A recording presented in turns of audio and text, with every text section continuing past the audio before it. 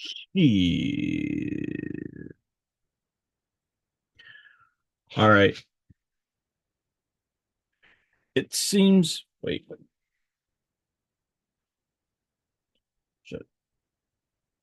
Setting a timer. Don't break the fourth wall. Okay. It seems that Catholicism is much more intimately related to the Latin races than all of Christianity is than all of Christianity in general is to us Northerners. And unbelief therefore means something altogether different in Catholic and Protestant countries. Among them, a kind of rebellion against the spirit of the race, while among us it is rather a return to the spirit or anti-spirit of the race. We Northerners are undoubtedly descended from barbarian races, which also shows in our talent for religion. We have little talent for it. We may accept the Celts, who therefore also furnished the best soil for the spread of the Christian infection to the north. In France, the Christian ideal came to flourish as much as the pale sun of the north permitted it. How strangely pious for our tastes are even the most recent French skeptics, insofar as they have any Celtic blood. How Catholic, how un-German Auguste Comte's sociology smells to us, with its Roman logic of the instincts.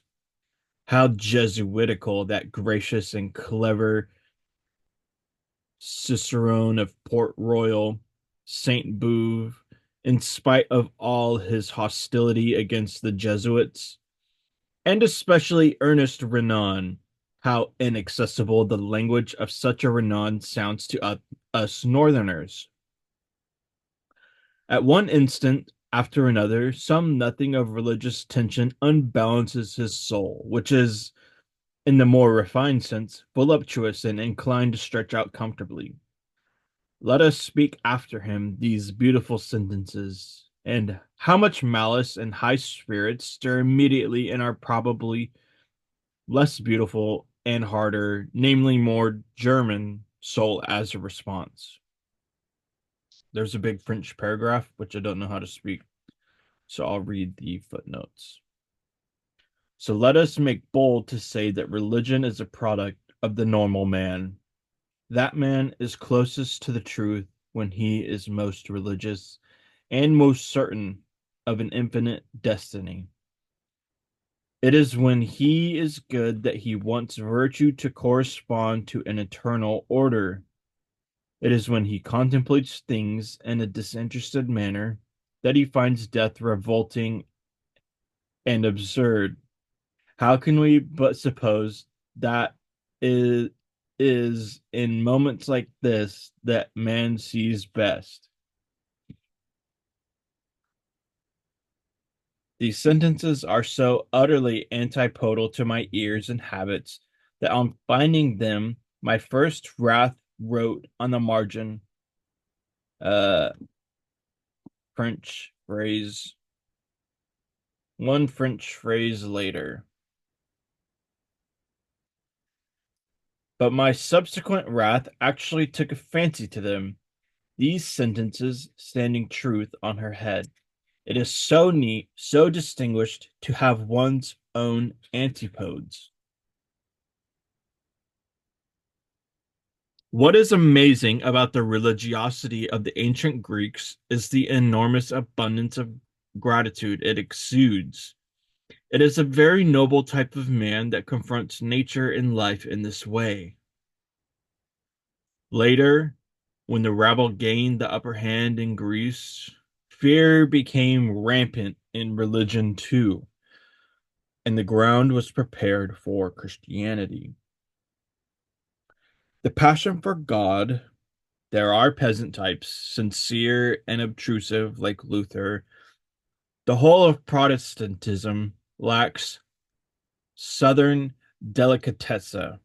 There is something, there is sometimes an oriental ecstasy worthy of a slave who without deserving it, has been pardoned and elevated, for example, in Augustine, who lacks in a truly offensive manner all nobility of gestures and desires. There is a womanly tenderness and lust that presses bashfully and ignorantly toward a unio mysterica et physica, as in Madame de Guyon. In many cases, it appears oddly enough as a disguise for the puberty of a girl or youth. Here or there, even as the hysteria of an old maid, also as her final ambition. And in several instances, the church has proclaimed the female a saint. So far, the most powerful human beings have still bowed worshipfully before the saint as the riddle of self conquest and deliberate final renunciation. Why did they bow? In him, and as it were behind the question mark of his fragile and miserable appearance, they sensed the superior force that sought to test itself in such a conquest. The strength of the will in which they recognized and honored their own strength and delight in dominion. They honored something in themselves when they honored the saint. Moreover, the sight of the saint awakened a suspicion in them. Such an enormity of denial of anti-nature will not have been desired for nothing. They said to and asked themselves, there may be a reason for it, some very great danger about which the ascetic, thanks to his secret comforters and visitors, might have inside information.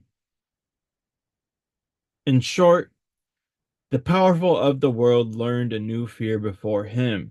They sensed a new power, a strange, as yet unconquered enemy. It was the will to power that made them stop before the saint. They had to ask him.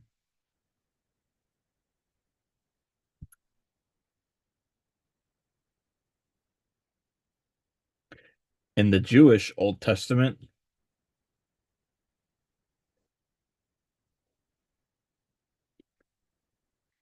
the book of the divine justice, there are human beings, things, and speeches in so grand a style that Greek and Indian literature have nothing to compare with it.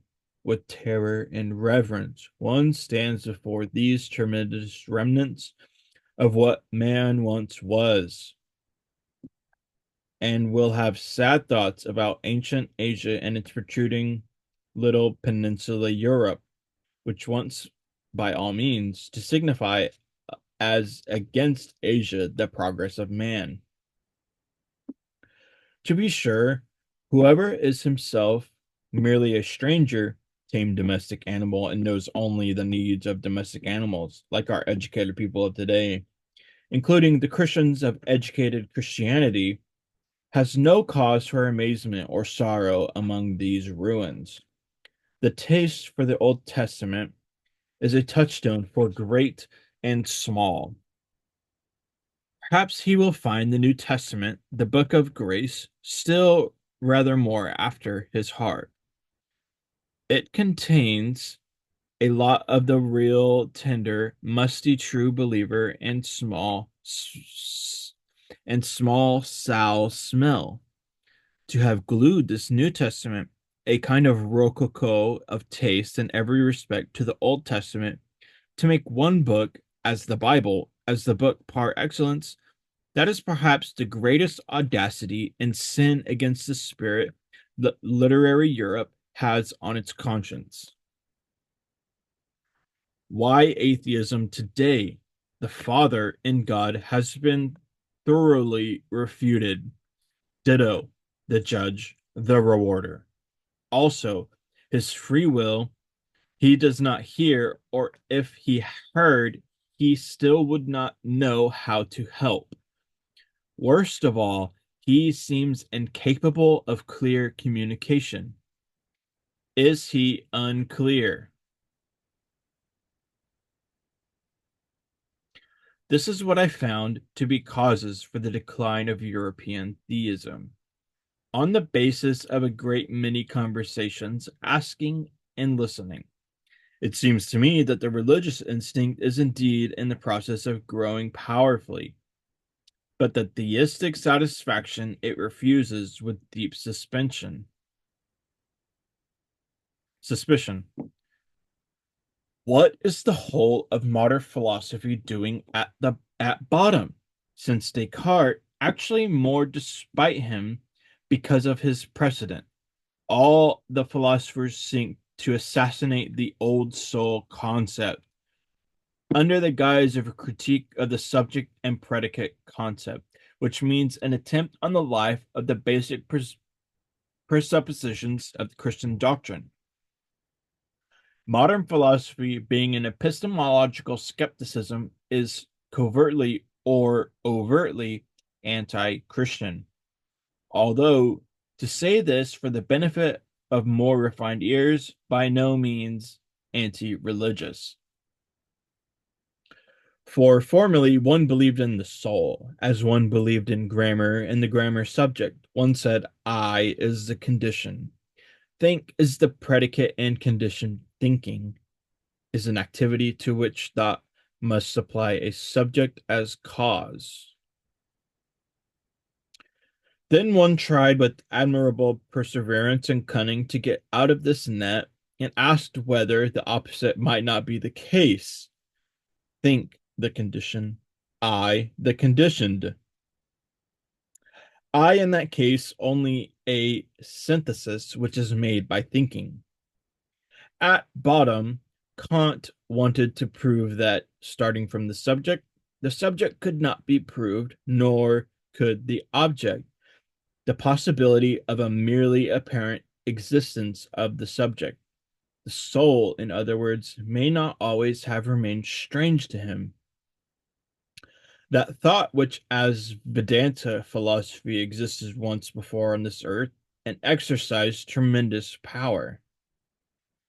There is a great ladder of religious cruelty with many rungs, but three of these are the most important.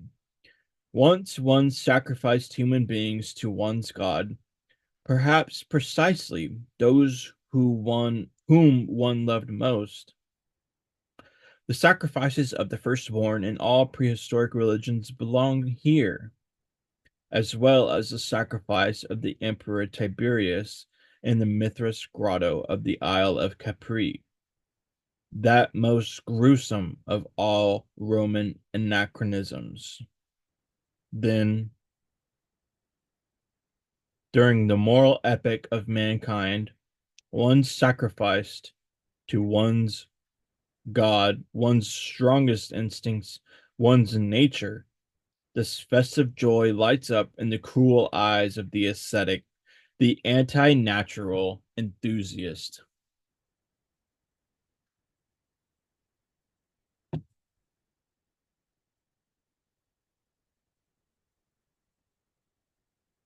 Finally, what remained to be sacrificed at long last? Did one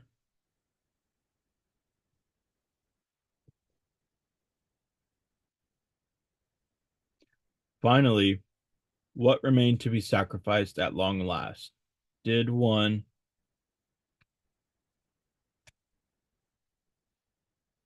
did one not have to sacrifice for once whatever is comforting, holding, healing, all hope, all faith, and hidden harmony in future blisses and justices? Didn't one have to sacrifice God himself and from cruelty against oneself, worship the stone, stupidity, gravity, fate, the nothing?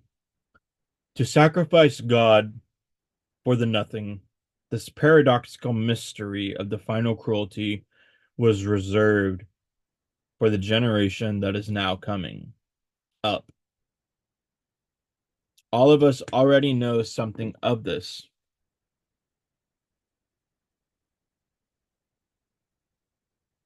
Whoever has endeavored with some enigmatic longing, as I have, to think pessimism through to its depths and to liberate it from the half Christian, half German narrowness, and simplicity in which it has finally presented itself to our century, namely in the form of Schopenhauer's philosophy.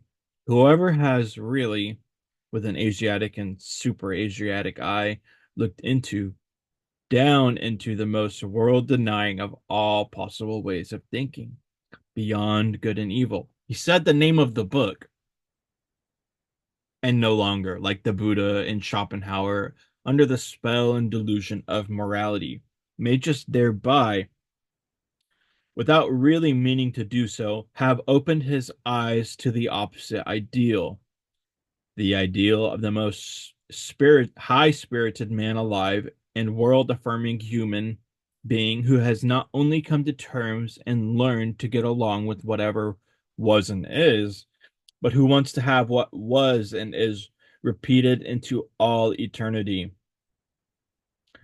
shouting insatiably de capo, not only to himself, but to the whole play and spectacle, and not only to a spectacle, but at bottom to him who needs precisely this spectacle, and who makes it necessary because again and again he needs himself and makes himself necessary. What, and this wouldn't be circulos virtuosus do, and that means a vicious circle made God, or God is a vicious circle, or least likely the circle is a vicious God. With the strength of his spiritual eye and insight grows distance and, as it were, the space around man. His world becomes more profound. Ever new stars, ever new riddles and images become visible for him.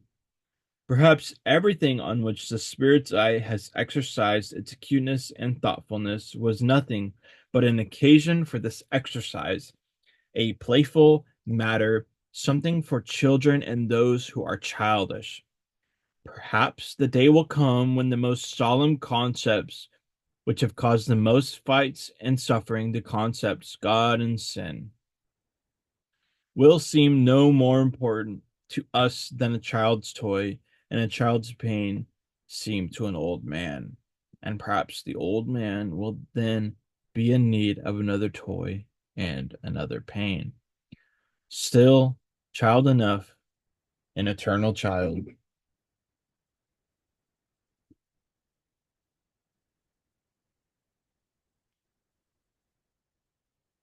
This is kiwi strawberry soda.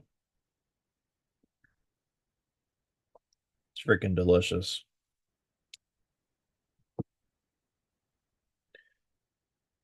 Has it ever been really noted to what extent a genuinely religious life, both in its microscopic favorite occupation of self-extermination and that tender composure which calls itself prayer, and is a continual readiness for the coming of God, requires a leisure class, or half leisure. I mean, leisure, which, I mean, hold on, I have to restart this. It's so stupid. It's just such a long ass sentence. It's literally like six fucking lines long. What the fuck?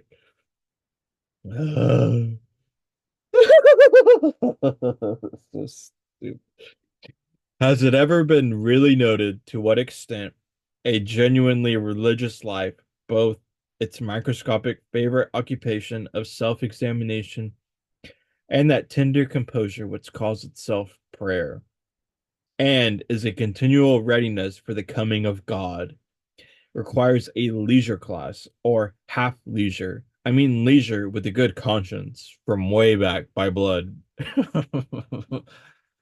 to which the aristocratic feeling that makes work disgraces is not together alien. The feeling that it makes soul and body common, and that consequently our modern, noisy, time consuming, industrious, proud of itself, stupidly proud, educates and prepares people more than anything else does precisely for unbelief. I have to underline leisure with a good conscience. That shit is so funny.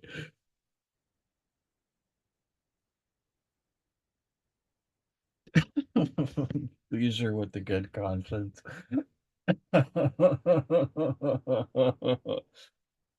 So stupid.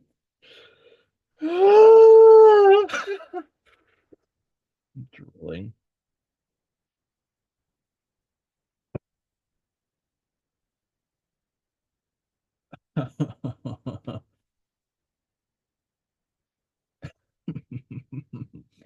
Among those, for example, who now live in Germany at a distance from religion, I find people who free thinking is of diverse types and origins. But above all, a majority of those in whom Industrious has, from generation unto generation, dissolved the religious instincts.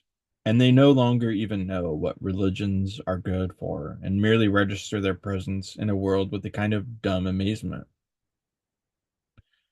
They feel abundantly committed, these good people, whether to their business or to their pleasures, not to speak of the fatherland. And the newspapers and family obligations, it seems that they simply have no time left for religion. The more so because it remains unclear to them whether it involves another business or another pleasure. For it is not possible, they say to themselves, that one goes to church merely to dampen one's good spirits. They are not enemies of religious customs when participation in such customs is required in certain cases. By the state, for example, they do what is required, as does so many things. With a patient, they do what is required, as one does so many things. With a patient and modest seriousness, and without much curiosity and discomfort. They simply live too much apart and outside to feel any need for any pro and con in such matters.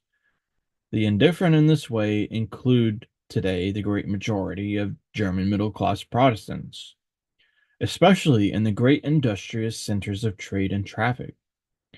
Also, the great majority of industrious scholars and the other accessories of the universities, excepting the theologians, whose presence and possibility there pose ever increasing and ever subtler riddles for a psychologist. Pious or even merely churchly people rarely have the slightest idea how much goodwill, one might say caprice, is required of a German scholar today if he is to take the problem of religion seriously.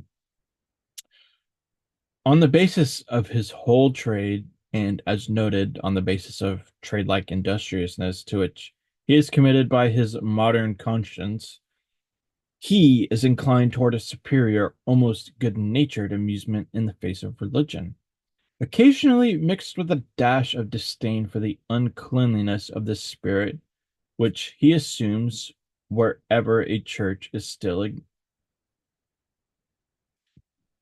wherever a church is still acknowledged. The scholar succeeds only with the help of history, not on the basis of his own personal experience.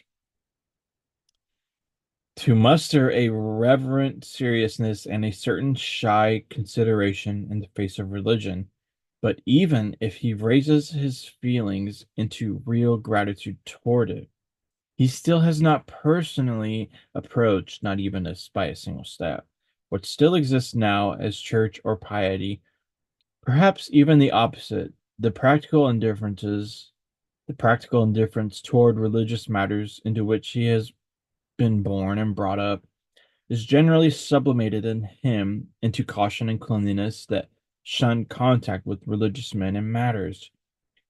And it may be precisely the depth of his tolerance and humanity that bids him dodge and subtle distress involved in tolerance.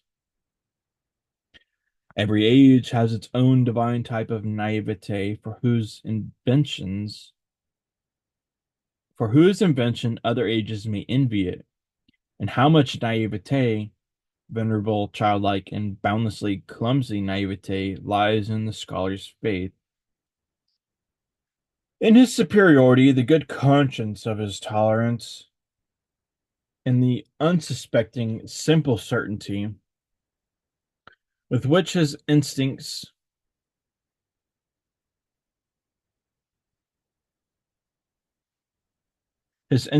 treats the religious man as an inferior and lower type that he has outgrown, leaving it beneath him.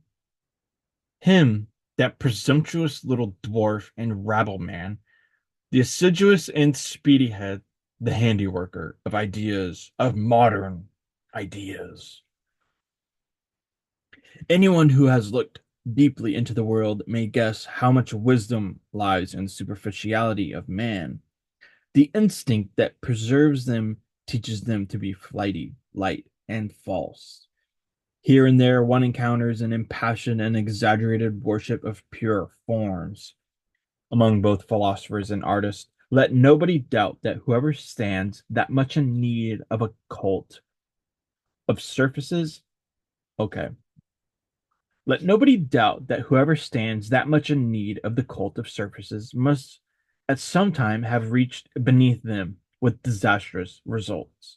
Perhaps there even exists an order of rank among these burnt children, these born artists who can find the enjoyment of life only in the intention of, with only in the intention of falsifying its image, as it were, in a long-winded revenge on life.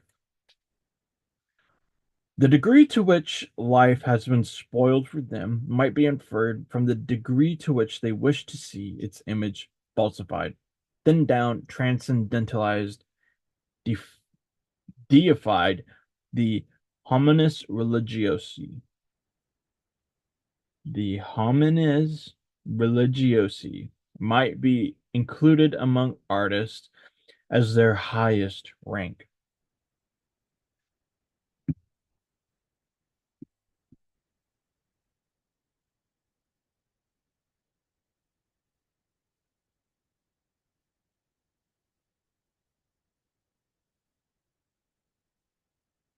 It is the profound, suspicious fear of an incurable pessimism that forces whole millennia to bury their teeth in and cling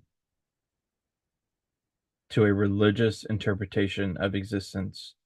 The fear of that instinct which senses that one might get hold of the truth too soon, before man has become strong enough, hard enough, artist enough. Piety, the life in God, seen in this way, would appear as the subtlest and final offspring of the fear of truth, as an artist's worship and intoxication before the most consistent of all falsifications, as the will to the inversion of truth to untruth at any price. It may be that until now there has been no more potent means for beautifying man himself than piety. It can turn man into so much art, surface, play of colors, graciousness, that his sight no longer makes one suffer. Oh.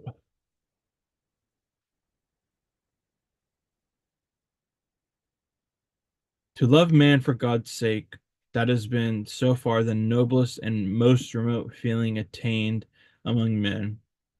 That the love of man is just one more stupidity and brutishness if there is no ulterior intent to sanctify it.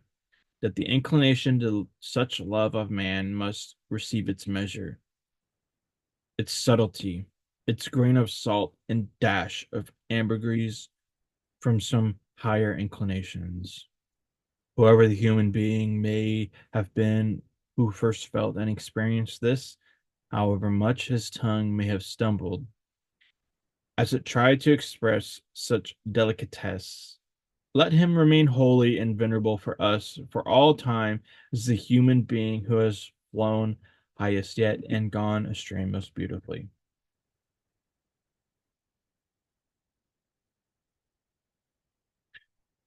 The philosopher, as we understand him, We free spirits, as the man of the most comprehensive responsibility who has the conscience for the overall development of man, this philosopher will make use of religion for his project of cultivation and education, just as he will make use of whatever political and economic states are at hand.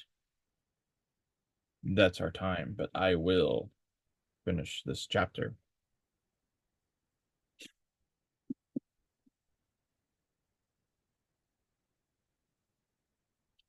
The selective and cultivating influence, always destructive as well, as creative and form giving, which can be exerted with the help of religions, is always multiple and different according to the sort of human beings who are placed under its spell and protection.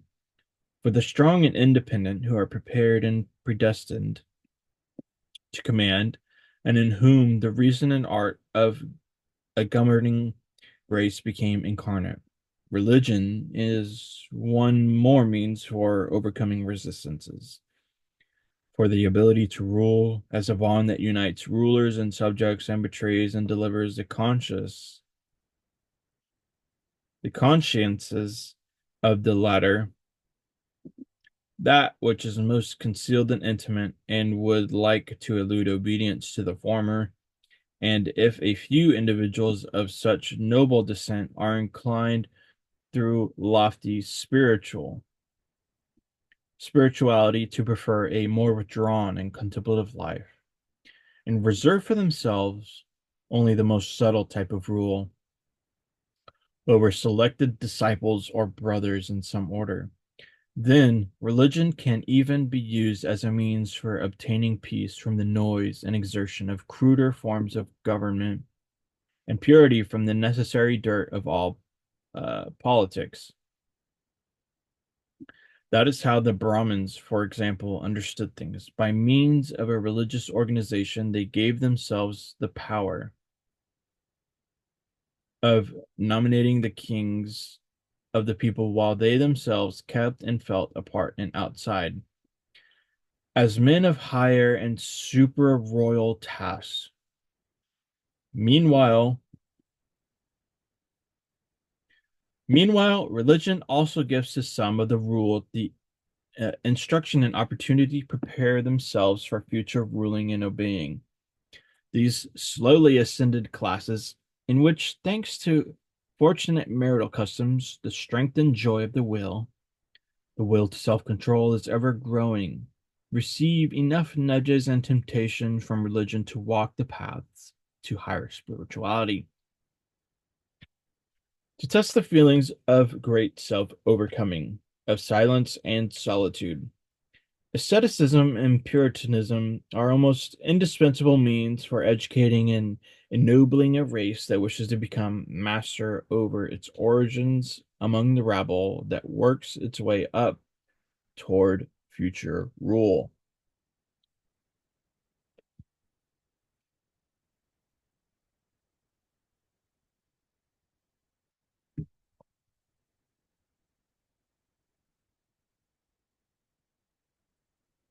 To ordinary human beings, finally, the vast majority who exist for service and the general advantage, and who may exist only for that, religion gives an inestimable contentment with their situation and type, manifold peace of the heart, and ennobling of obedience. One further happiness and sorrow with their peers, and something transfiguring and beautifying, something of a justification for the whole everyday character, the whole lowliness, the whole half brutish poverty of their souls. Religion and religious significance spread the splendor of the sun ever over such ever toiling human beings and make their own sight tolerable to them. Religion has the same effect which an Epicurean philosophy has on sufferers of a higher rank. It is refreshing, refining, makes it, as it were, the most of suffering. and in the end even sanctifies and justifies. Perhaps nothing in Christianity or Buddhism is as venerable as their art of teaching even the lowliest how to place themselves through piety in an illusion, in an illusory higher order of things, and thus to maintain their contentment with the real order in which their life is hard enough, and precisely this hardiness is necessary.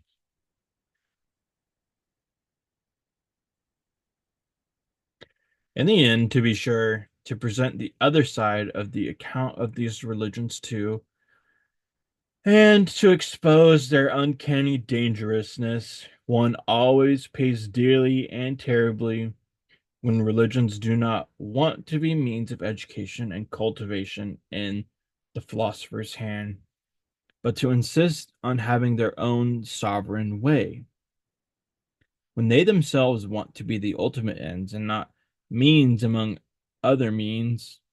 There is among men, as in every other animal species, an excess of failures of the sick, degenerating, infirm, who suffer necessarily. The successful cases are, among men too, always the exception. And in view of the fact that man is the as yet undetermined animal, the rare exception. But still worse, the higher the type of man that a man represents, the greater the improbability that he will turn out well. The accidental, the law of absurdity in the whole economy of mankind manifests itself most horribly in its destructive effect on the higher men, whose complicated conditions of life can only be calculated with great subtlety and difficulty. What then is the attitude of the above mentioned two greatest religions toward this excess of cases that did not turn out right?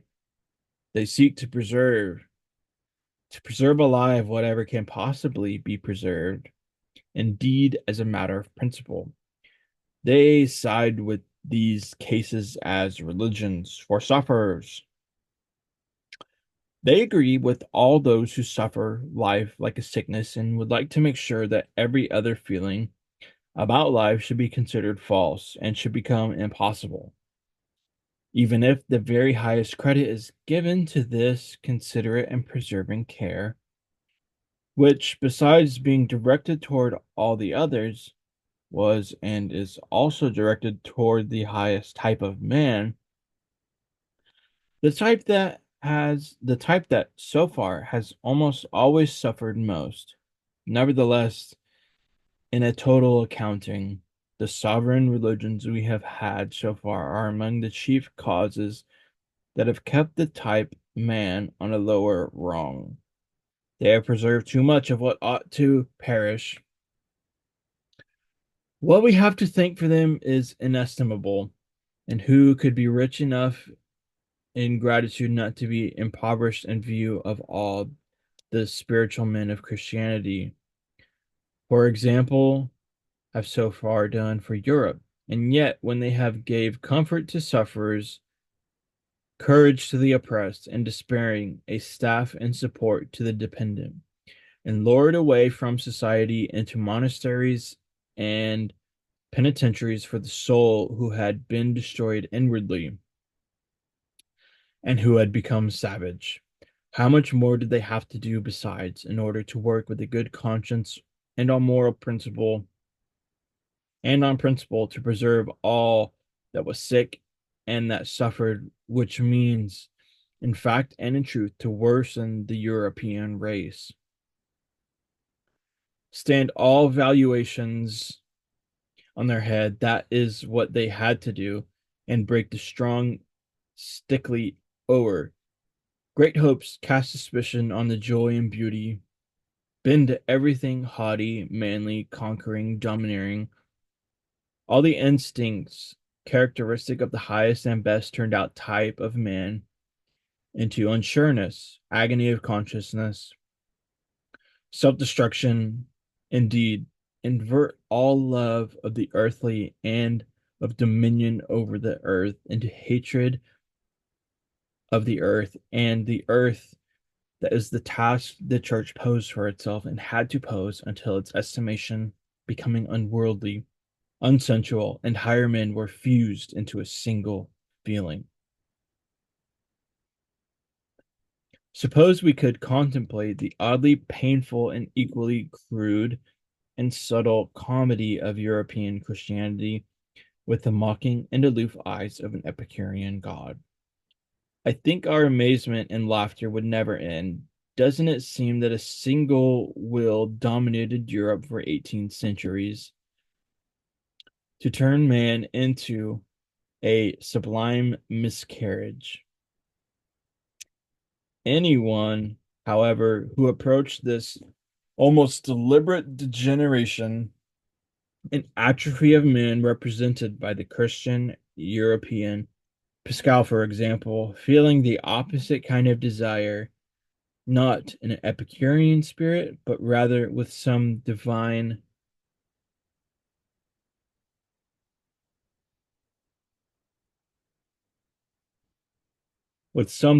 hammer in his hand, would surely have to cry out in wrath, in pity and horror. Oh, you dolts, you presumptuous, pitying dolts, what have you done? Was that work for your hands? How have you bungled and botched my beautiful stone? What presumption! I meant to say Christianity has been the most calamitous kind of arrogance yet.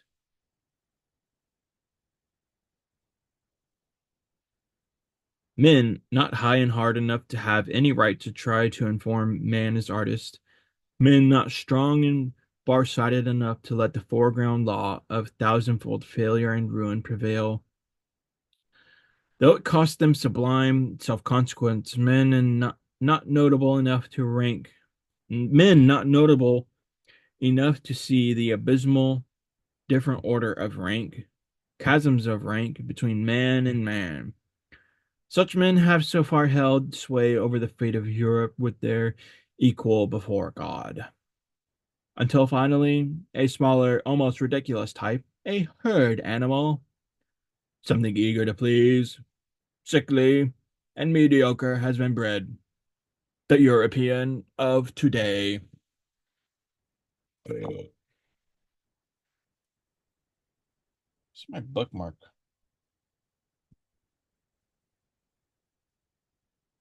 Oh,